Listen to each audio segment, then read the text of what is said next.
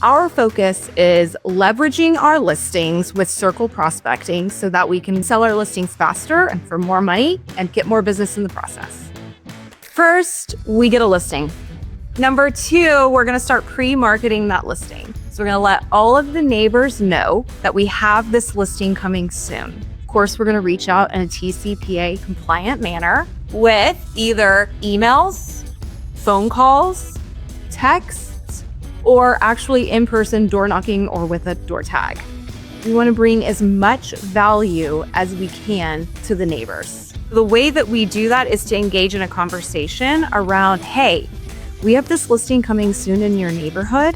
It's going to affect the value of your home. I wanted you guys to be the first to know about what's happening in your neighborhood. Then we might couple that with an open house or a neighbor preview. Then we're gonna say something like, I would really love it if you would share this with someone who might be interested, and then thank them. I know it's working because we have converted and sold at least 8 more homes from one time that we did this. We've tracked it. But what we got the most traction from was immediately after going under contract, we emailed the entire neighborhood and we said, thank you so much for sharing our listing and coming to the open house. We are excited to report the insider information, right? We are under contract. We had this many offers. We had this many showings. We had this many views on the internet because you helped us.